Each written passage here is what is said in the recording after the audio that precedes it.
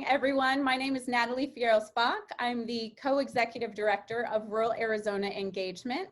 I am joined by Andrea Varela, our community outreach director. She's going to be monitoring our chat and may be interjecting with a couple of questions as we go. For your information, RAZE is Rural Arizona Engagement. Our mission is to educate, advocate, and empower the communities we serve. Tonight, we are hosting a back to school forum. And we know that as a community, we are facing a lot in regards to COVID-19. As we face this immense growth in cases, and as Pinal County continues to see increases, it's now more important than ever to keep our community safe, while also ensuring access to quality education. So tonight we welcome educators from across the county so we can hear their feedback in regards to the school response to COVID-19. During this forum, we will be discussing important topics such as how schools plan to reopen, the precautions that they plan to take to keep our students and teachers safe, and how the schools will comply with COVID-19 guidelines. So please join me in welcoming Dr. Joetta Gonzalez. She is the Casa Grande Elementary School District Superintendent. We have Lisa Flores, also from Casa Grande. She is the from the Elementary Educators Association. We have Gary Terrell joining us. He is a member of the Oracle School Board. He serves as Vice President. We have Toby Haugen, the Florence High School Principal. We have Mr. Chris Knutson, the Florence Unified School District Superintendent, as well as Jenny Davis Tyndall, the Eloy Elementary School District School Counselor. So thank you so much for being on and for joining us on this call. I'm going to go ahead and jump right in with a couple of questions. So due to COVID-19, Pinal County schools will not be opening until after the first quarter. So I would love to start with the superintendents with this one, probably Dr. Joetta Gonzalez. How do you plan to address the educational needs of your students through this first quarter? Thanks for asking, Natalie. First, I want to start by saying that we've been planning for re-entry into student learning since April, but really started in earnest as soon as school was out with our teachers, our counselors, our nurses, our school and district leaders. I think really important to acknowledge is the fact that Lisa Flores is here, and she's one of the folks that has been designing instruction and looking at integrated instructional maps so that we could make the most of the standards that we do have to teach. And we've facilitated a lot of professional development for teachers and for paraprofessionals over the summer and continue to do so.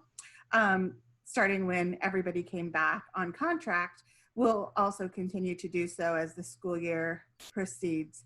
I think it's really important too to note that through the meetings that we had, through the planning sessions that we had over 120 members participate. And an idea came out that we've all kind of bought into and started actually today is having parent-teacher student conferences for every students before school starts back up so that we have a chance to bridge relationships, understand what their food or housing needs might be, understand what they've been doing for the past 5 months, perhaps listening to them read or talking to them about some kind of problem solving so that we can get a handle on where their brain is with relation to school, and then making sure that we're meeting their social emotional learning needs. And so starting that whole year off in that relationship building mode, because we know kids won't learn from us unless they know how much we care. And so it was really important for us to start in that manner. We will start up on August 17th doing distance learning, and that will be for all students in our district. Great, thank you so much. I'm gonna throw it over to you, Chris. What is Florence Unified doing to meet the needs of the students for this first quarter? Yeah, we similar to Casa Grandel, we've been meeting on a regular basis since the shutdown happened in March, and of course the target continues to move, and we would meet every couple of weeks and come up with a plan. And our task force is made up of a myriad of employees from Florence Unified, from teachers all the way up to top administration. And we used a lot of our CARES Act money, and also we passed a bond in 2017, so we were able to make sure that we had devices for every kid in our district. So we actually started up online on the 21st of May, and it's gone really well, utilizing the Google Meets and all the Google tools that we have. And our goal is to try to get back in when the metrics are right. I was on a phone call with the governor's office today, and hopefully we'll find out very soon what those metrics are. And we're gonna be phasing kids back in, our special needs students and our ELL students, and then of course we'll have an internet cafe for those students that don't have a safe place to be during the day or need to get connection. So that's kind of what our goal is. I'm gonna take to my board in next Tuesday to push in-person start off until after the first quarter. So our last day of the quarter is on the 29th of September. Thank you, Chris. So I had heard that per Pinal County Superintendent Jill Broussard, Pinal County Public Schools would not be starting in person until October 31st. Is that accurate? Have you heard that? No. No. Okay. So and I think I gave the wrong date. I think I might have said May 21st. We started July 21st. I'm sorry. July 21st, Florence started, and then August 17th is when CG will be starting their online program. Yes. We didn't stop. I mean, none of us have had vacations at all. And it just seems like this never-ending nightmare where we meet and then make a decision. And of course, 50% of the people feel the decision is right and 50% feel the decision is wrong. So I can't even imagine what it's like being in the governor's shoes right now. Yes. So you bring up the governor, Chris, and I know that when he and Superintendent Kathy Hoffman spoke, it was basically that it was left up to the individual school boards, correct? Yes. Do you feel empowered by that decision, or do you think there would have been less confusion if it had been a top-down approach? Well, I think regardless, half the people are not going to be happy with whatever decision that is made either by the governor or by the local schools. I mean, I like the idea of the flexibility that they've given us because, in Pinal County, we may not look like what Maricopa County looks like. When they come out with what the metrics are on when we can reopen, maybe we look a little bit different. I don't know. So there's been a lot of confusion, of course, but we're dealing with a pandemic. So, I can't imagine being in the governor's shoes. I've been in 4 meetings with 12 other superintendents, and I asked him, my district or my board of supervisors did not mandate masks in classrooms or on buses.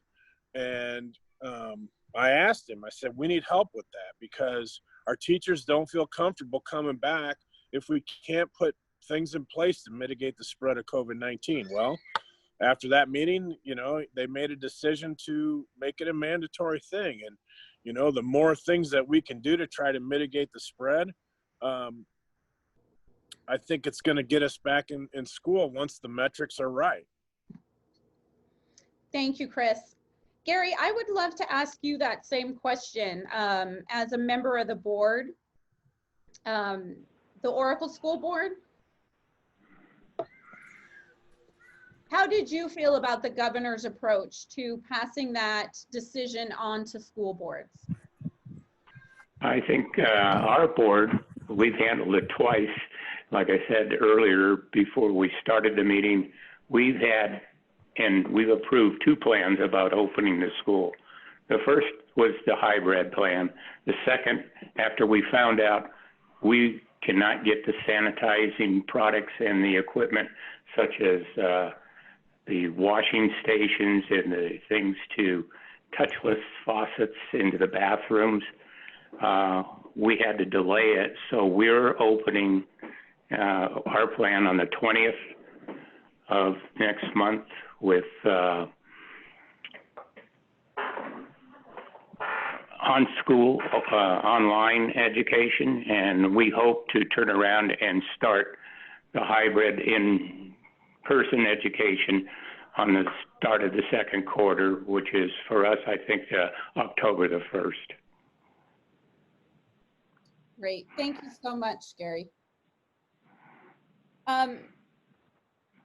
Chris, you brought up your conversation with the governor and the masks, and that it was a big concern for a lot of the teachers. I would love to ask Lisa Flores, what are you hearing from teachers about how safe they feel about coming back to school as a member of the Educators Association? There are a good bit of teachers who don't feel comfortable coming back. It's always a hard thing. The thing that people need to understand about teachers is they know coming back's where they're best going to teach, but many of them are afraid. And because there has been, I think, a lack of leadership from our governor early on that extended this, I think that they're just to the point where, you know, as usual, teachers have to choose their own safety over teaching kids, and nobody likes it. So many of our teachers are torn. They're afraid. They don't want to come back, even if they feel comfortable coming back because they're not worried about getting it or they feel like they can take the risk. They're incredibly worried about the mental health of our kids in terms of what if one of them gets it, or what if their grandparents gets it, or their parents get it, or those kinds of issues. And so it just becomes a cyclical thing of, oh my gosh, we're not going to be able to teach the way we need to teach. We're not going to be able to build the relationships with kids. And we worry about our kids, but we also worry about ourselves. So I can't tell you that it's one or the other. It's just one big tornado of worry. Thank you. Toby, as a principal of a school, how have you been dealing with staffing? Have there been changes? Has it been a challenge because of COVID? Well, staffing in general in Arizona is always a challenge. But as we are right now, I'm blessed to have a pretty strong staff here at Florence High School. And normally when you come into Florence High School, you don't leave because you love it here. So that's a great thing for us. And so we do. We have a lot of teachers who are kind of banging down the door and ready to get back into it. But just like Lisa had shared, we have a fair number of teachers too that are concerned, and we understand that. And it really comes down to when you're the site leader, it's about trying to balance getting kids back in because we know that's what's good for kids, but also I want to support my teachers and I want to keep them safe, and I need to, I need to keep them happy as well, and make them know that I care about them and know that the district cares about them, and that it's not just about kids and money and getting kids in the building so that we can get our attendance and all that. It's about our community. So I think for me, it's about communication and just having conversations with people.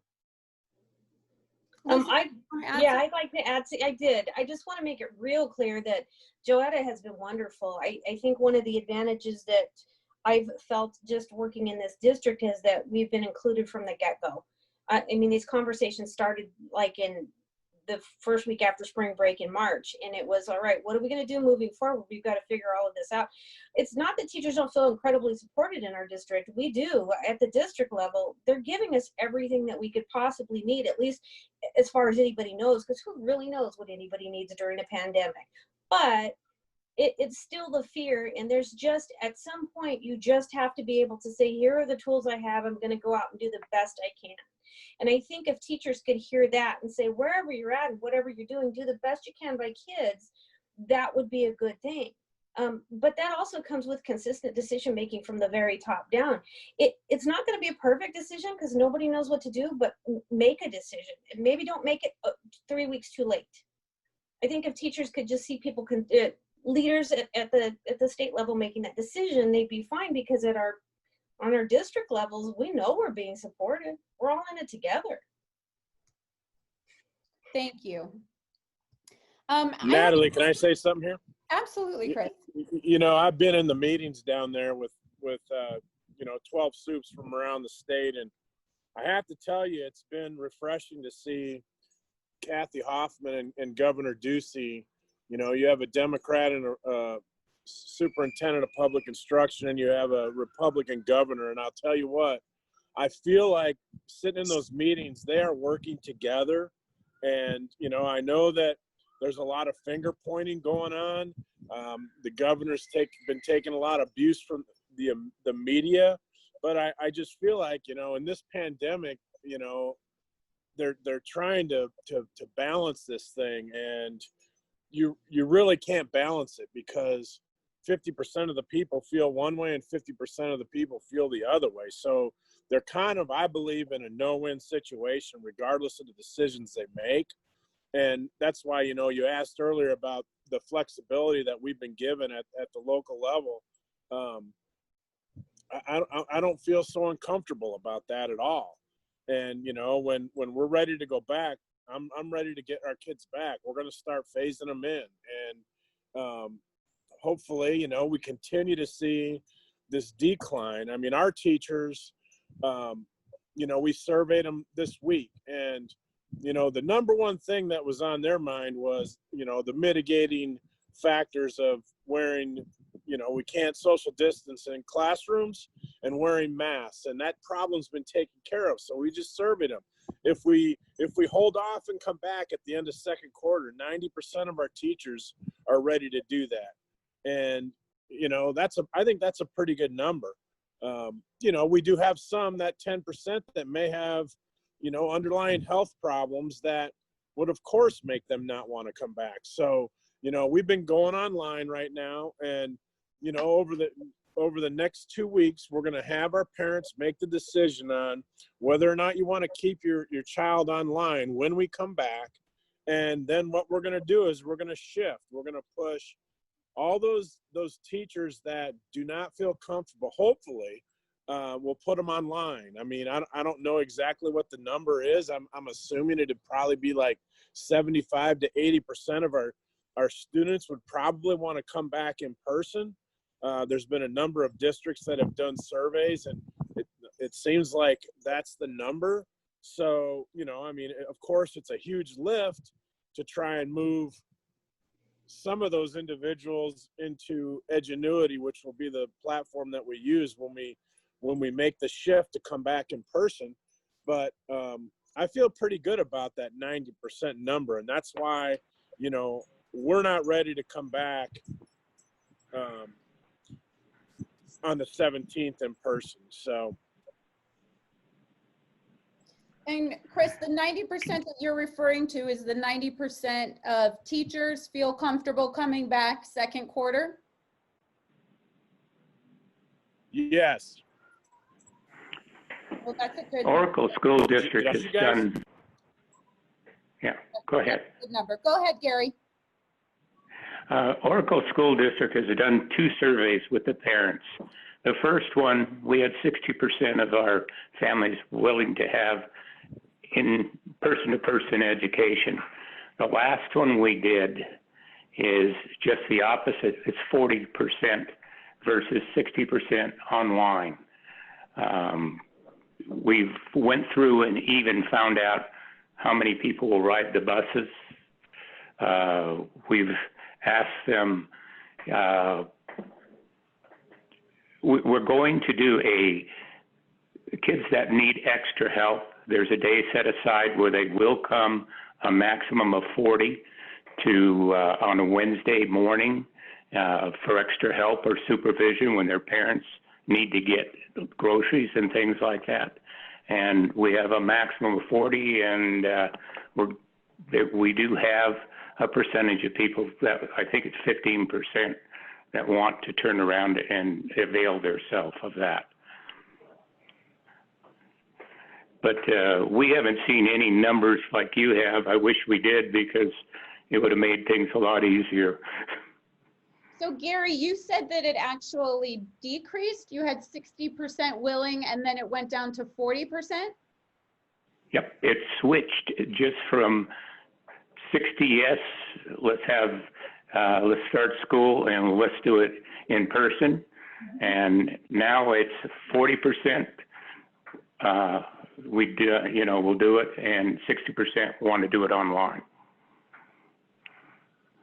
Is correct. And I want to add one thing also that Mr. Terrell had mentioned, just a quick clarification. Since the Oracle Elementary School District has decided to go all online through the first quarter, that special program that we'll have for kids at most need, it will actually be Monday through Friday. Originally, we were thinking about just Wednesday when it was a hybrid, but now that we will be all online, we are going to have that availability for about 40 students Monday through Friday. Thank you so much, Crystal. Natalie, we had a couple questions in the chat from Katie. The first is, what about the Combs district? I believe they are requiring teachers to be on site and are starting in person August 17th. And how did our districts come to the decision to be online through Q1? And what was the data for that? Can I take the first part at least, and I'll start on the second, and then anybody else can join in. I want to let everybody know that we got guidance today from Superintendent Hoffman that signified that no school districts will be starting on August 17th in Arizona because of the existing data. So that's very, very new. And some school districts are going to have to scramble in order to create some kind of different plan if they were planning on coming back in person, including J.O. Combs. Let me just tell you what her language was in that, if I could, just so you know. She said, Arizona is not currently in a place to resume in-person or hybrid learning by August 17th, underlined and bold. So that came out to all school superintendents today. To start tackling your question, Katie, I'm a data person. I love data. I love charts. I love graphs. I like data. I like to watch the changes in data. I like to see data from different sources, right? So I've been watching the data since February and really paying attention closely to the trends. And I think it's easy to follow the trends and understand that the rate of infection in our area specifically, but across Arizona, is just way too high. The community spread is rampant. So I took to board a recommendation to not start until at least, the earliest I should say, would be after fall break. And I took that to our board a month ago and they approved that. And then that offered our teachers and our families an opportunity to start doing some planning. I mean, our teachers would have liked it if I would have had that decision in June, but there was no way I was going to have that decision in June because the data really changed drastically in June. In June, we were planning for a full return, right? And then halfway through June, we're like, maybe not a full return, maybe a hybrid return. But by the beginning of July, we knew that this thing was not going anywhere good. And so that's when we decided that we're going to err on the side of caution and we're going to work on delivering the best possible distance learning education that we can by engaging in professional development and designing those lessons now instead of waiting until the last minute. Thank you so much. Did anybody else want to comment on Katie's question? What was the— You know, in the meeting with Superintendent Hoffman and the governor last week, I tried getting them to say, let's push this 17th date out, and it just didn't happen then. I'm so glad to see that it came out today, because you know, we're not ready. We have to rebuild our master schedule, and that's going to take some time, and figure out what teachers are going to be going online and what kids, and that can't happen in 10 days. So from the 7th, when we know what the metrics are, to the 17th, it just wasn't possible. So we just made the decision to, and it makes sense to hold off until the end of the first quarter. You know, it's a natural transition time. The kids that want to go online can make that move at that point, and the kids that want to stay, you know, and come back in person. It just made sense. So that's kind of why we made that decision to push it out, and hopefully the numbers keep trending down, and we're able to do that. I would hate to see us, you know, not have our kids in person in school the whole first semester, because, you know, 5 months of isolation is not good for their social emotional well-being right now. Yes, I think everybody's excited for the day that data starts to make that downward trend. But I checked the Pinal County numbers today, and it looks like we're all the areas in Pinal County are still rising. So what was the percent? I tried looking that up today. Was it 9.9? I don't have the percent in hand, Chris, so I don't want to say. Does anybody know in Pinal County what the percent is? Because I looked up on the dashboard and I thought it said 9.9, and I heard the metric is going to be 7. So, I mean, I don't know. Does anybody know that number? We received that in the situation report from Jill Broussard today. And I want to say it was still ranging around 12, but I don't remember. So I must have been looking at the wrong county then.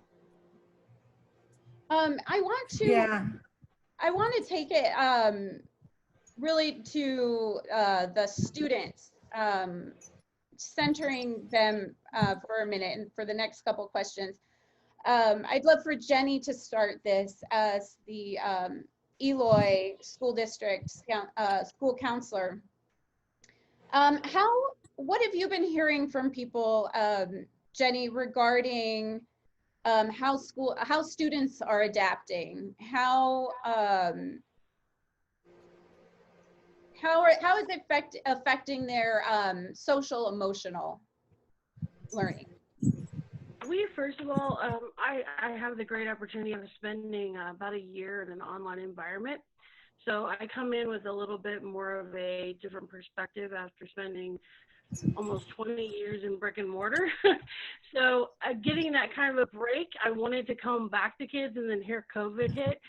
So I can tell you that it's kind of interesting for me, the social emotional impact with students who are choosing to go online before this pandemic, and now students that are adjusting because of the pandemic. So students who are, I see mostly struggling, unfortunately, are usually our special ed students, mostly because of that cognitive delayment that's created in sometimes a lot of the special ed needs, that they're just not getting that hands-on manipulatives that they need to use, that touch and sensory that they need to have.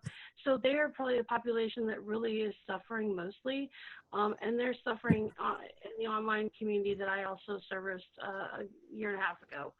So that across the board, I think, is just something that we do need to do for our quote unquote average students, our normal kids without any special needs. We just see a lot of isolation happening and depression. So what I'm doing to combat that is I'm doing weekly exercises with them, like literally physical exercises in the packet that we give them. online and in paper for those who don't have, access to internet right now. And then I'm also doing then a social emotional worksheet included in that packet. And then I'm doing the same thing online. So I'm providing both elements online and in a paper source. I'm making phone calls to make sure that I'm checking in with our kiddos. So I have a weekly rotation of emailing and sending little clips and videos to have that connection. We're getting ready to start establishing, because it is such a new environment to the public education system, to be online, and especially as a guidance counselor, they're not used to that as an element. So we're getting ready to start the process of having Zoom meetings, Google Meets, Duos, whatever the parent and students are most comfortable with, to be able to meet those needs. The sad part is that we don't have good statistics yet to see the longevity, how this is going to truly impact the entire generation of children. As we all know, in our lifetimes, this whole technology has changed the way we function, the way we've written papers. I mean, I'm old school. I started out with a card catalog, go get your resource, that's all I am. So it's one of those things where I knew what a floppy disk was. Our kids right now, we don't have a good picture of truly how socially, emotionally impacted they are going to be. So I tell teachers that are coming into me right now that are struggling with the online environment and how to get those kids, to gravitate to what they're teaching. I'm really sending out a big message to them that, hey guys, just as if you were in a classroom and you had disruption, right? Or you had kids that you looked out into the audience and you saw heads and you saw them looking at their phones and you saw them doing other things out the window or passing notes, what would you do? Do the same thing online. You're going to be able to see them. You're seeing their faces. Don't be afraid to stop that classroom and say, hey guys, you know what? Do we all need to stand up right now and do jumping jacks? Do we need to have a quick little run to go get a drink and come right back? I mean, whatever that is, don't be afraid to do that. Everyone right now, I feel, is so afraid because it's so new to us as educators who have done brick and mortar for 20 plus years that we're afraid we're going to make these errors online. And yes, we're being recorded. And you know what? That's a good thing. That's for your safety, for their safety. You're being recorded is okay. I have a lot of teachers, I don't want to record. Why not? What's happening you don't want to record? Be okay with recording. It's a safety net. So I'm just kind of showing and hopefully using the social emotional impacts too with teachers in those classrooms and giving them those same tools that they have in their tool belt, but they're afraid to use right now. And I'm seeing that across the board. They're wanting to just teach and lecture, teach and lecture, teach and lecture. Here's the work, go do it. And they're forgetting that I can still see you. And maybe you're having, Toby, are you having a bad day today? Are you okay today? How's it going? Lisa, I see you're a little distracted today. Do you feel like you're with us? Can I help you with anything? Did you get last night's homework? We're so afraid to have this same communication that we would be having in a classroom, and so we just, as guidance counselors, are really trying to fill that gap right now with teachers and students. But I wish there was more information of how statistically it really does impact, because I do see a lot of depression and isolation. And that's the thing that scares me, because we don't need to end up with an entire generation of kids who are taking medication because they're depressed. They need sunlight. They need interaction. They need you to not, be afraid, and let them talk. So many teachers are afraid to let them talk to each other. That's okay, guys. Give them 5 minutes before class. Have a quick chat with each other. As long as it's appropriate, set boundaries, set guidelines, just like you would in your classroom. We're not going to talk unless, we're being respectful of the person sitting next to us. So I'm just trying to kind of reteach those things that we really all know. I hope I'm answering your question. Yeah, absolutely. I know that specifically, Joetta had brought up social emotional learning and really leading with that as a district. And it's, how can we teach these kids to learn if their basic needs aren't being met, or, if their head's not right, if they're not, in it. So are there any other programs or routes? I know that the superintendent, Kathy Hoffman, was doing professional development with teachers around this kind of whole new idea that we really need to, I mean, it's not a new idea, but now we're really seeing it highlighted as a need. Are there districts that are doing anything specific? I want to talk a little bit about those teams that I said were meeting this summer and planning. They embedded social emotional learning in all of the lessons that they designed. And so the first 2 weeks are already designed for our teachers so that they have a handle on what quality online or distance learning instruction looks like and how to embed those tenets of social emotional learning and really get in touch with who the students are, what their needs are, etc. And then that way they can continue throughout the year in the same fashion. We have social emotional learning curricula in all of our schools. And the other thing is we use a tool from Panorama Education to measure student social and emotional well-being. So we can do a pre at the beginning of the year, we can do periodic check-ins, and then we can do a post at the end of the year to find out how kids are feeling.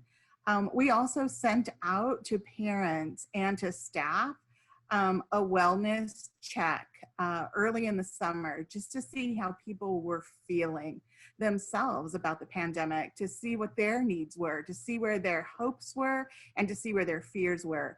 And then we've used that data to try and facilitate some of the decisions that we're making about how we deliver instruction, but also how we support one another. So the social emotional learning isn't just for kids, it's for teachers and staff too. The pandemic has taken a toll on every single one of us. This is hard stuff, it's tough stuff, and it breaks our hearts that we're not able to be with our students in person. It tears us to pieces, especially when we're seeing educators being thrashed all over the media because of this decision that really nobody has any control over.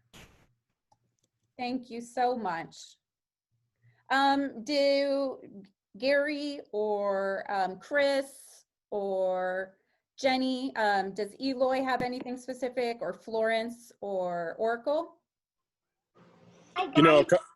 Sorry, if I may, we're in Oracle, we are really blessed. Anne Vernon, she wrote the curriculum Thinking, Feeling, Behaving, and she is a resident in our district. And so she reached out and said, can I come virtually? She's in Michigan right now, but she said, can I come and work with your teachers virtually over the summer in your 2-week boot camp that we have right now before students come back online on the 20th? And so we said, absolutely. So we're working with Anne Vernon. She's teaching us, the different steps of the curriculum that she wrote and different ways that we can support our students that are younger. We're a K-8 elementary district, as well as our older adolescent kiddos. With that, she's also going to be embedding information and support and strategies for the teachers and staff to use in their own life, because what Joetta said is exactly correct. This isn't just an impact on our children, it has an incredible impact on our staff. I know some are personally feeling awful that they advocated for themselves to teach online this quarter. They're having guilt about that because they know that the students do need to come back to the classroom as soon as we can. But with numbers rising the way that they are in our state as well as in our county, we just can't do that right now. So I'm enthusiastic for the support that Anne's going to be able to provide, not only for our students, but also for our staff members, that many of which are feeling very guilty right now about the situation that is honestly out of their control. Thank you, Crystal. Yeah, and Florence Unified, 4 years ago, we started working on social emotional curriculum, and we tried to make it from a come from an organic standpoint, and we failed miserably. So the past 2 years, we've gotten very intentional about it. I know that, Natalie, you're aware, because Jim is, your husband is one of the main guys in our social emotional learning committee, and it's growing. And our people have, over the last 4 months, made sure to contact and do wellness checks on all of our most at risk. As we continue to be intentional about it, it's going to get better and better in our district. I'm very happy with how far we've come in the last 2 years. Thank you, Chris. We talked about, social emotional being an issue. What about the nuts and bolts? How are you dealing with the digital divide?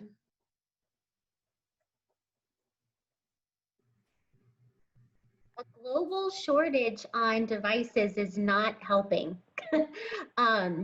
We already were one-to-one for our 5th through 8th grade. We started that in the 1920 school year, thankfully. So Q4 was a slightly smoother transition for those students. Using CARES Act funds, we have put in to get tablets for K2 and then additional Chromebooks for 3 through 4. Those will not be in until December. And so right now we're just doing our best. The families that do have devices at home, we're asking them to use their family-owned devices. And those that really, really need to use a school device, we've had them sign up. Luckily right now we are going to be able to supply all the students that need a device, K-8, with the inventory that we already had on hand for 5-8. And then I know as a county, we're working together to bring great internet to our communities. I know that it's not right now today, so we are also looking into the wireless hotspots that we can provide, wireless access points on school buses, driving them out into the community. Very enthusiastic because I know the governor's been saying that there is money to go into internet access in rural communities, and just looking to see the fruits of that. And Joetta and Chris, if you guys have any information about what that might look like or when that's coming, I know I would be enthusiastic to hear more about that as well. The supply chain issue this past week that some people might have heard of. Our technology we bought for our 2nd through 8th grade students were embargoed at U.S. Customs because of some kind of a fair labor concern with one of the parts that was inside the computer. So I actually had to reach out to some of our government officials. Senator Sinema's office was amazing. Representative O'Halloran's office was very helpful too in getting those released, and we got them in, and we're really lucky. We ordered in May, and so with several delays. Looks like we're going to have enough for all of our students. We don't have the devices that we ordered for teachers though, and those won't come in until October. We're really blessed though that the high school district had some student devices that they turned over when they graduated from high school. So they loaned us 200, and most of our staff members are covered through those loaner devices. We also ordered hotspots for some of our students who live in very remote areas that won't be able to get the internet service offered through our city. Our city has actually designated about $250,000 of their CARES Act fund to low cost or no cost high-speed internet within the city boundaries. So we're really blessed to have partnered with them, with a local internet provider, and then have the devices and the hotspots available. So we should be able to provide connectivity for every one of our students. That's the goal. That's what we're shooting for. And that's, I have a question for you. go ahead. How are you going to secure your networks at the school if you've got hotspots and that the kids can go right into your network? What keeps you from getting a virus from them? So the hotspots that we ordered are SIPA and COPA certified. And there's a whole bunch of technical stuff that goes along with it that I have no idea about. But I'm depending on our network specialist and our technology and digital learning department to be able to ensure that they're very secure networks. The other thing is we invested in a software solution called BARC. And anytime a student types something into the computer that poses a physical threat to self or others, or talks about violence or some kind of suicidal type of tendencies, I get a notification, as does my director of digital learning and strategy. So we're really looking from every angle to make sure that our students are safe, make sure our network is secure, and then make sure that students aren't going places where they're not allowed to go that could be potentially harmful. Thank you. Chris, did you want to comment? Yeah, we actually got hit with a with malware cyber attack this year. So not only did I get to deal with the pandemic, but I got to deal with a cyber attack. So lucky me. So we basically had to in order to deal with that issue, we went strictly to Chromebooks for all students because it doesn't come through when they have those devices in their hands. We don't have the issue of a cyber attack when they have Chromebooks. So, you know, we purchased, we're a one-to-one school district. So, you know, all of our Dells that the students use, they're no longer in the students' hands, and we move those around to our parapros, and you know, we have enough devices. We have 9,800 devices, so we have enough for every kid to have a device, and we're also using hotspots for some students as well. But we're fortunate that we have the bandwidth, and because we've been a one-to-one district since, you know, long time now, so it's kind of what we invested in years ago, and I feel like we're very fortunate. Some districts aren't allowed to have all their teachers come in because they don't have enough bandwidth to teach students in a one-to-one environment. So we feel very lucky that we made that decision back in 2008 to go with the technology, and it's helped us during this pandemic. Thank you, Chris. Okay. I just wanted to jump in with a question we got over the email. Since we're talking about virtual learning, how has it slowed learning and understanding of the material? And is the material able to be taught at the same pace? I'll jump in and take that first. That's one thing that I talked with my teachers about initially, is that online is not the classroom. You can't expect it to be. You can't expect that you're going to be able to cover as much material as you would if you're in person. There's just a lot of nuances that are different when you're face to face than when you're over the internet. And so our big topic this year has been focus. Just that one word, focus. And you have to narrow down to the things that you can control, because there's a lot of stuff out there that we can't control. And so we focus on what we can control, and we focus on what is the most important. I mean, if it was the bare minimum most important that kids had to get out of first quarter, what is that for when they're going to be successful next year? Not even next quarter, but next year, if we're looking at how those that vertical articulation is. So in some sense, it's kind of been nice for our teachers to really hone in on what are the most important things that kids have to know, and to really focus on what we're teaching, so that when you only get them for, 40 minutes out of a 1 hour period, because that's what your attention is, and that's how things roll online, that you're really focused on what is the information that they have to have, and how can they best deliver that and show mastery of those. So no, I don't think it is even close to in person. It's much smaller in scope. Yes, Lisa, go ahead. Thank you so much, Toby. We got a colleague of mine, a couple of colleagues of mine got together, and we managed to convince some kids to stay in school even after school was out. And so we would have like a lesson per week and just ask them to show up and go through the lesson, and using, I think we use Nearpod as our platform for that. and I think one Google Slides and a couple of different platforms. And what I've realized is, yes, you can't cover as much. You have to do it differently, but the real foundation for these lessons is the relationship you establish with the kids, because they'll sit through a lesson in June on the French Revolution if they know that if you build a relationship and say, you're helping me, tell me what's good, tell me what's not good, what do you like about it, what do you not like about it.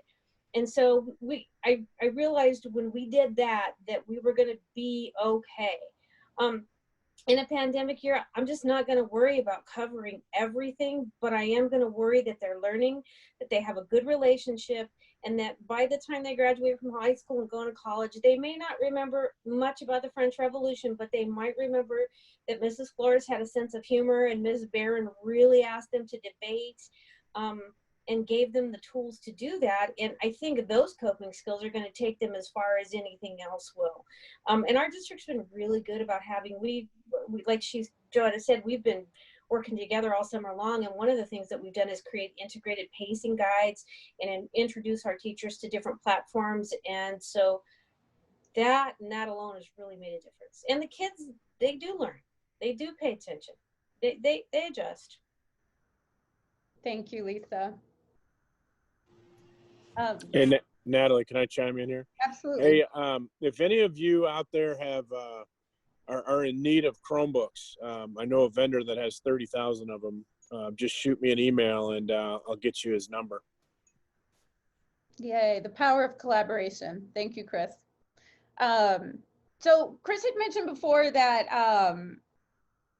that a big concern of the teachers, as did Lisa, was, you know, safety. And now that masks are required, what other protocols are going in? Chris had mentioned social distancing. How does social distancing work in a school? I don't know, and I know a lot of parents are wondering the same thing. I know a lot of teachers are wondering the same thing. Well, you know, and this has been a topic in the meetings with Superintendent Hoffman, Dr. Chris, and the governor as well. This time they brought in, I'm sorry, my dog's barking. They brought in Director Faust, and you know, some of the things that we're doing is we're going to be taking our policy to the board in regards to wearing masks on campus. And when kids are 8 feet apart, let's say they're out on campus and no one's around, they can take it off for a minute. And when they get close to somebody, they got to put it back on. Some of the other things we're doing is we're bringing plexiglass into classrooms. If a teacher wants plexiglass all around their desk, we're doing that. We ordered enough hand sanitizer for every classroom and every office, so that hand sanitizer is available, you know, for everybody at all times. We are putting, you know, hand washing stations in. We're ordering spray paint guns to spray down and disinfect areas like weight rooms and things like that. There's some heavy duty sanitizers we bought, one for each school. They're not in yet, but you know, I think we have to show that we're going to do everything we can to try to mitigate the spread of COVID-19. And I think for our teachers, the fact that they're saying 90% we're ready to come back second quarter, knowing that all of these measures have been put in place. And I've been a little bit aggressive the whole time in regards to we're the only school district in Arizona to have an in-person graduation. And guess what? Every senior got 2 tickets. Everyone was mandated to wear masks, and everyone did. Everyone was very respectful because they wanted to have a graduation. And we actually even had a track meet on June 11th, 12th, and 13th, where 500 athletes flew in from around the country and went to Poston Butte. Masks were mandatory. And we tracked after the meet to see if anybody caught COVID-19, and not one person said yes. So, you know, I think if everyone just puts a mask on and takes it serious, we can quell this thing. And right now, hopefully, people are starting to do that. I look in my community and I see a lot more people that are wearing masks out in public. So, you know, that's the number one thing that has to happen. If we can just do that, it shows that it stops the spread of COVID-19. So in the classrooms, on the bus, you know, in common areas where kids are going to be congregating, walking through the halls when in between classes, they have to be wearing a mask. And, you know, they need to be sanitizing their hands when they come into the classroom. And if we do those things, I think we can safely get back to school. I really hope this thing doesn't drag out. The kids are not in school into second semester, because that is going to be catastrophic. Do any of the other school districts, thank you, Chris, want to comment on actual nuts and bolts safety measures that are taking place? Our kids have, our teachers have made sure that they have all the desks 6 feet apart. They have went to a half day, so they're taking, you know, so many kids in the morning and so many kids in the afternoon.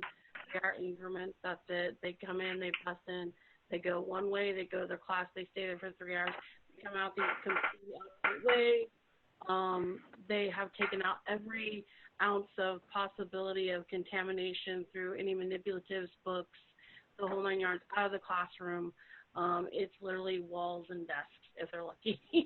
So we don't have plexiglass that I know of yet. I don't know if it's on order. I haven't been informed of that. I know that though they are doing the best they can with the resources that they have. It's sad to see, as many of you know, you go in probably into those classrooms and the poor teachers just sitting there like, there should be students here and it's just me and my computer. And, you know, it's so sad because the classroom, especially at the elementary level, is so colorful and bright, and there's things on the wall, and, you know, they've got them all decorated and everybody's ready, and that doesn't exist anymore right now with the pandemic. So with the pandemic, there can't be anything out, and they're doing spring also, just like Chris's school's doing, and, you know, doing that even while because we're going there. All of our teachers are actually right now required to go into the classroom every day and be teaching from the school.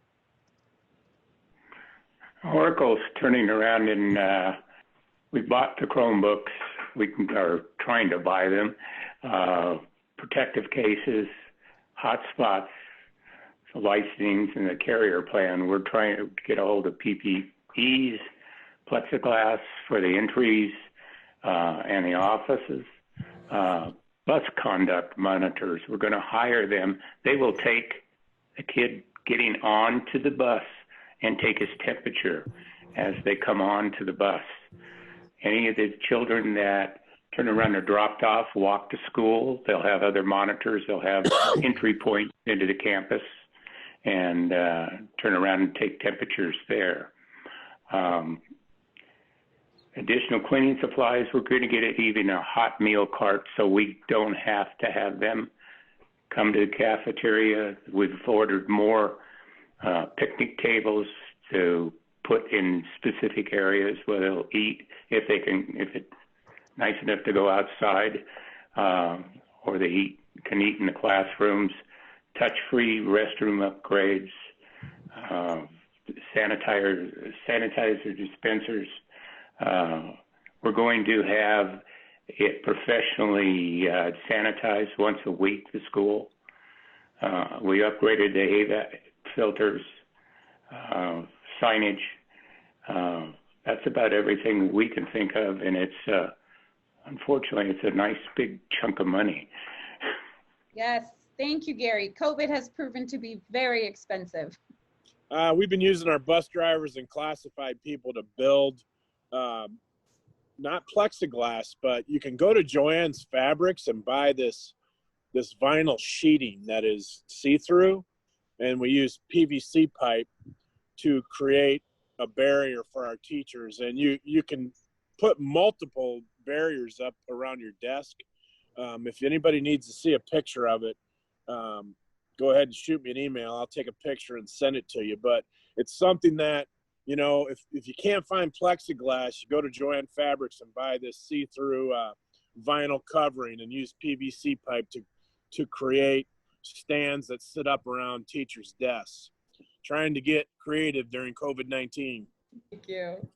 Does anybody else want to comment on safety precautions that are taking place in the schools? I got to tell you, as a parent and a teacher, a former teacher, I have a hard time imagining it. And I think that a lot of parents do. So I appreciate your descriptions, and it's a lot of logistics. It's a lot of logistics. And I don't know that there's a foolproof answer. I want to take a moment to ask if it's okay. There are a few more questions that we have here. Is it okay if we go till 7:30? That's an additional 20 minutes. Is everybody okay with that? Fine with me. Good. So the last two questions that I have for you, I would like for all of you to answer. I think it would be interesting to hear the different perspectives from different people. Beyond getting rid of COVID, in the role that you hold in the district that you're in, if you could wave a magic wand and fix any issue facing your schools and the reopening, what would it be? And I'll go ahead and start with Lisa. As a teacher and as a leader of teachers. Okay, repeat that question again. Beyond just getting rid of the virus altogether, if you could wave a magic wand and fix any issue that's facing your school and reopening right now, what would it be? Well, funding. Additional funding? Yeah, I mean, even in a year when there's not a pandemic and it's a normal year, teachers don't make enough money. There isn't enough money for the resources we need to have in classrooms. It really is as simple as that.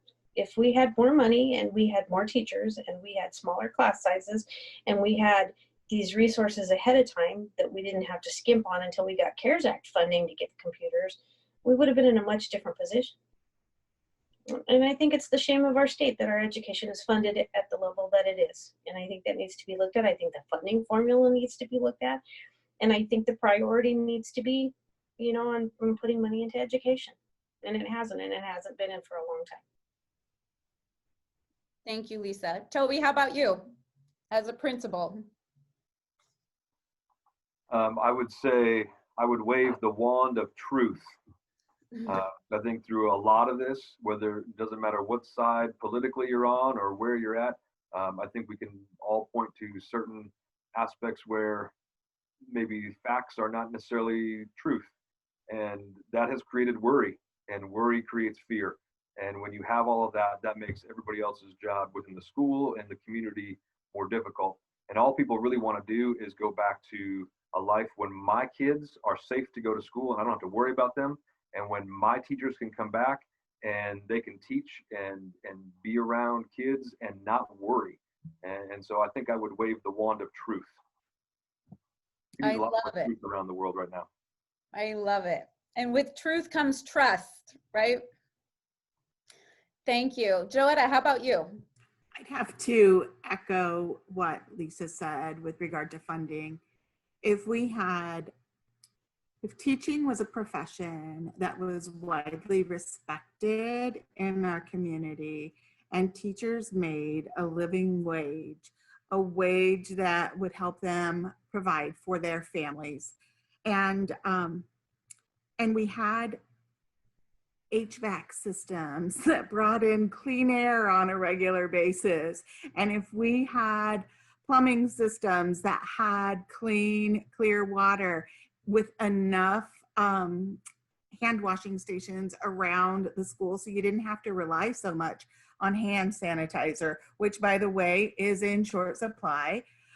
You can't even go to the grocery store and find Lysol wipes or Clorox wipes or any of those things, right? So we've got all of these resources that are scarce, including funding.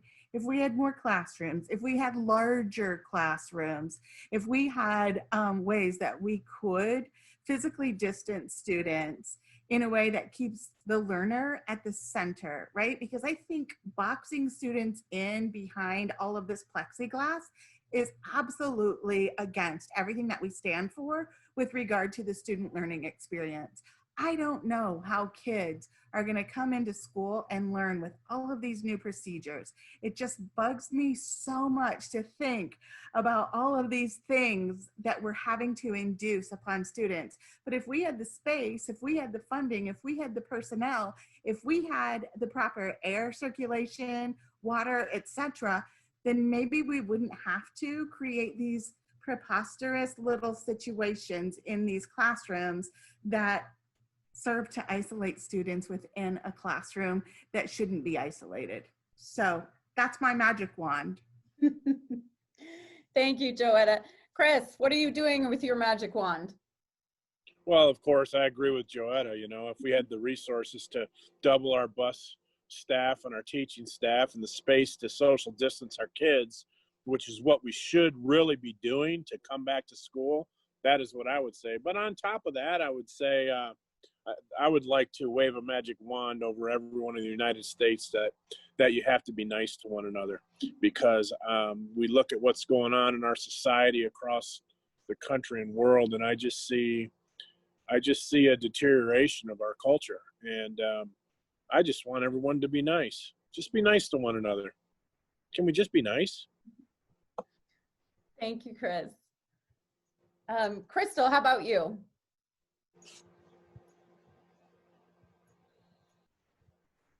What Joetta and Chris said, I just want to say amen, like drop the mic. If we had the resource, what we're asking for, you know, touch-free restroom, you know, upgrades, I don't want to call upgrades, but, you know, a touch-free paper towel dispenser or a touch-free soap dispenser, or, you know, larger classrooms, more people, just people in general. If we had, I mean, these are things that we should have anyway. The fact that we're going through a pandemic and there is this big virus that we still don't know much about, yes, that's different, but we have viruses in schools all day, every day. I'm definitely not diminishing COVID. Like, I'm going to go back to that. But if we had all the things that we're trying to get right now, that would have been a really, really good thing. And so when COVID came around, we would have at least had a chance to fight it head on. But we were already in a position where we didn't have the supplies that we needed. So then when this pandemic comes, we're in a really, really, really difficult situation. It's like we're playing catch up with a pandemic. So, and then I would, if I may, I would use my magic wand too. And I would just take all the politics out of this pandemic. So many of the debates and conversations and the fights that we're having back and forth, it's not about facts. It's not about science. Toby, you know, I love what you said about the truth. We are just having these rooted political debates, and this is not a political situation. This is a global pandemic. And I think if we could just look at it through that lens, knowing, you know, that we're already playing catch up with the resources that we don't have, we could at least stand a better chance of defeating this virus and doing what's best for kids. So that's what I would do with the magic wand. Thank you, Crystal. Jenny, how about you over at Eloy? Are you do you want to know my magic wand for Eloy or my magic wand for everybody? Those are two different things, by the way. You know, funny how, yeah, 24 miles up the road, it's a totally different story, you know? That's the sad part. So I think for me, and where I'm serving at now as the guidance counselor, I would say my best magic wand would be that we actually look at this pandemic as not only a wake-up call, but we embrace it. I think that there's a lot of things that are happening now that are making teachers better. You have to be really organized to teach online. You know, I started out old school. You had to turn in your lesson plans when I started out in 1998. You turned those things in, and you had the whole semester lined out. And then you came in a month later and you had the whole next semester lined out. And you gave that to your principal, and they either signed off and they said yes or no. So I think some of it's creating an element of better organization And I think that's a positive. So I guess my magic wand would be that I think that we need to learn to adapt as educators. I think that this pandemic, and as worse as it has been, there's actually a lot of really positive things. Families are getting to spend more time together, which they didn't normally have because of work hours or whatever the may be in that situation. Students are having to learn to be truly tech savvy. This is not tech savvy. This is not tech savvy. I need to go find research. How do I do that? How do I write APA using this model now? How can I utilize these things? What is the teacher teaching me? How am I going to utilize that in answering the question? They're having to use thought processes that they don't normally use even in a classroom. So I think that I feel like that my wand would be that we need to embrace this in a positive way. I also see this as a little bit of a safety concern issue for me. I have unfortunately sat in a couple of really bad situations here in Arizona where we have had guns brought to campus, and there has been a real threat there, a real threat. And having not ever been in that situation in 20 plus years, let me tell you something, if it's a gun on campus or my kid safe at home with the internet and going to class with you, I'll take that any day. So for me, there's kind of like a double paradigm here for me. I'm okay with COVID creating a new change. I just think we need to adapt with it. I think obviously what all these people are saying is great and true. I also feel like that in my master's program, my mentor specifically said that we will get to the point where we will no longer have brick and mortar institutions. And I think we're on the cusp of that. I think that we need to learn to grow outside of that and take that classroom in a much more, a bigger sense of the picture. So for Eloy, we have kids that don't even have internet. We have kids that not only, I just had a kid today, came in, got a Chromebook, thank you, got a Chromebook, doesn't have internet at home. So now I've got a Chromebook, but now I can't use it. You know, that's a totally different scenario than kids in Casa Grande. They probably all have internet, and maybe they don't have a Chromebook, but school's giving them one, so they're going to be able to go to class. I have kids that can't even go to class because they don't have internet and can't afford to pay for it. So it's different no matter where you are, obviously in the state, and that's a huge concern. I'm glad to see that Casa Grande's taking it upon themselves to offer something more for their students. I wish that we had the wherewithal to do that for everyone. They're working on some things. I don't know that any of them are concrete right now. So there's a huge element here of change, and I just would say my magic wand says embrace it. Don't look at it as something as an obstacle. Learn to grow with it because it is the future. Brick and mortar is expensive to keep hold of. It's expensive cost. All that money and keeping that building and the lights on could be going to your teachers and their paychecks. Thank you, Jenny. Gary, how about you for Oracle as a school board member? Oracle is a small rural school with one school in the district, 373 students. We don't have enough room in the classrooms when we set it up to try to do in-person learning. We're going to have to be inventive and use parts of the cafeteria and the gym probably if we go full in-person learning, because our schoolrooms are small enough that there's no way we're going to get the distancing that is necessary. So that's what I would correct with my wand. It would take a lot of pressure off of us trying to invent something. Thank you so much, Gary. So here at RAZE, we empower our communities. I told you that, and we do that through civic engagement.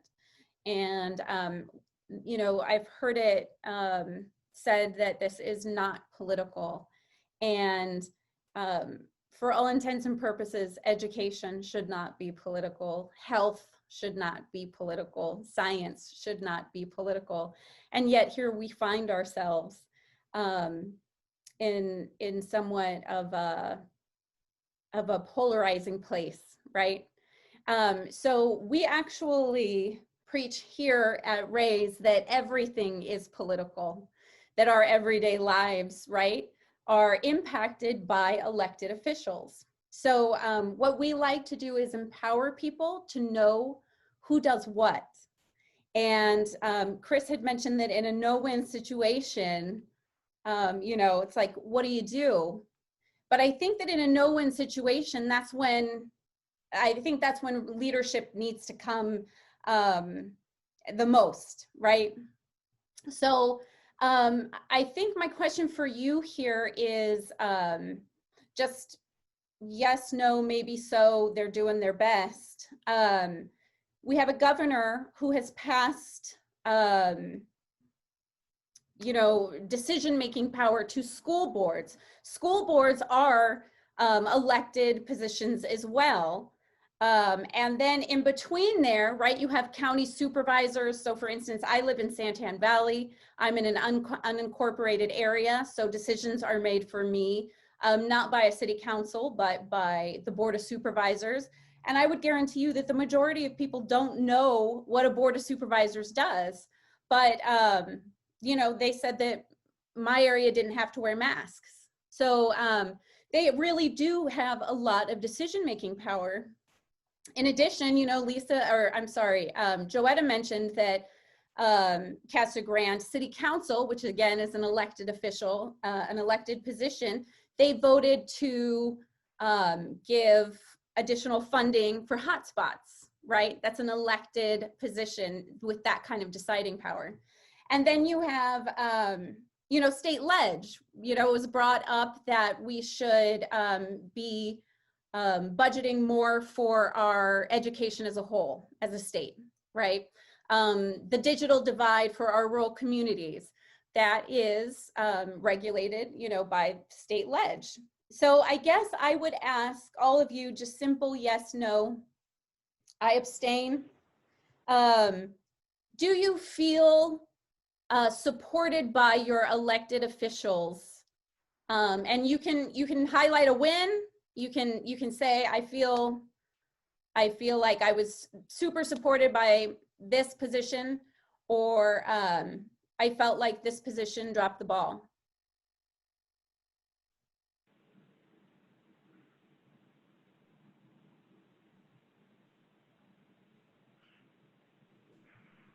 I'll go first. I feel blessed to live in a community where our elected officials, our mayor, our city council, and my particular school board are very supportive of education. Our mayor was progressive in mandating a mask early on in probably late June, and people walk to the stores, into our classrooms, into our buildings, into other facilities, and they're all wearing masks. Most of those places also have a hand sanitizer placed right when you walk in the door, right? So safety is a priority. They're logical enough to realize that we're not going to get in control of this, and we will not be able to open businesses and or schools unless we get in control of the pandemic. So appreciate that. I do not believe that our legislative body or our governor have put their money where their mouth is with regards to education. And I do believe a little bit different from Chris, and it's always different when you meet with somebody in person. I've never met with the governor in person. He's not listening to my voice. He's not listening to our voices. I do believe that he's in between a rock and a hard place, but I believe that he's also lacking a bit of a backbone in pushing all of the decisions to local school boards. I am very appreciative that our school board prioritizes safety, but I feel for some of my colleagues where their boards are on different ends of a political spectrum. Thank you. I'll go ahead and go next. Perfect. Natalie, I live in Santan Valley just like you do, just a few blocks away from you and your family. So I kind of sit in the same boat as you do. And so I think the elected officials that I would most talk about would probably be the Florence Unified School District Governing Board. And I would say in my 14 years with the district, I've seen when the Florence district has been kind of a wild, wild west, and Santan Valley was exploding and booming, and it went from 2 schools to 12 in a matter of, 8 years or so, 9 years. And especially in this last probably, I would say 10 years, I've been really proud of our board and how they have stepped up and supported our teachers and stepped up and supported our community and supported our kids, really is what it is. We talked about being able to put, more than 9,000 devices out to kids. That's because our board, worked with that and because our community supported that. Our community supported a bond to buy all that technology. It's not because we had the extra money laying around. So, I think that our board has been listening to our community and has been making decisions on that. So I'm proud about our elected officials as far as our school board goes. Thank you, Toby. Gary, did you want to go? Yeah, trying to think how to start this. One of the biggest things that bothers me as being on the school board is the fact that our insurance trust is not covering the pandemic unless you turn around and buy a rider. I believe that the legislators should have foreseen this and passed some kind of laws that make sure that the schools can't be just decimated financially if somebody did have COVID in the school and then they could convince a jury that you were negligent. And I don't feel that I get any support from the legislature of what we're trying to do. Gary, that is such a valid point. Thank you so much for bringing that up. That's one of those things that happens and decisions that's made down at state ledge that people don't know about, but will decimate a school system. Thank you. We are running short on time. I wanted to give Chris, as a superintendent, the opportunity to comment on the last question. I've been accused of having toxic positivity. So, the reason I'm toxically positive is because my own experience is our middle child. We lost her after a 7-year battle with leukemia back in 2005. 3 unsuccessful bone marrow transplants, and basically that experience shapes how I lead in my district. I understand that in the overall picture of life, it really doesn't matter what we're doing in the overall picture of life. But on a daily basis, there could be nothing more important than what we do to connect with our students and try to build confidence in them so that they can go out and into the world and do great things. As far as my district, I love my board. It's a great board. The board of supervisors, I feel like I feel like I can connect with them and they care about education. Mike Goodman, who's on the board of supervisors, if you haven't voted yet, I can't tell you how to vote, but that guy cares about kids and he cares about our community and the roads and all of those things. I got involved with, of course, the Red for Ed a couple years ago, and I was in the gallery when the budget was passed. And is it enough? No, it's not. I think it was a start, and I didn't like how two sides can never come together. I didn't like it. I sat in that gallery and I saw every Dem vote no to what was being proposed, and I'm somebody who voted twice for Obama. So, I feel like our elected leaders in politics do not come together for the betterment of all of us. I think it's polarized as it's ever been, and if I had that magic wand, I would love to wave it over all of them, because we do need more funding. We show up every day and bust our butts for kids, and we continue to show we can do more with less, and still get results, and but it's still not good enough. We need to fix the funding problems in our state, and it is a problem when we're 49th. And I don't know. We gotta try and get those politicians to come together at some point. I don't know how you do it though. Well, thank you so much, Chris, and thank you to everybody that participated. On behalf of RAZE, I want to thank you for being here and participating in our Back to School Forum. Thank you for your dedication to serve, educate, and empower our youth and our communities. I mean it from the bottom of my heart as a parent, as a former teacher, and as a community advocate now. So your direction and feedback has been of the utmost importance. And as we face this need for continuing quality education in the face of the COVID-19 pandemic, I applaud you all. I know that you want what's best for kids. And the good news is that when people show up at the for elections, change can happen. And tomorrow is primary day. So in signing off, if anybody's watching live still, remember tomorrow is a voting day. All right. So thank you so much for your time and have a wonderful rest of the evening.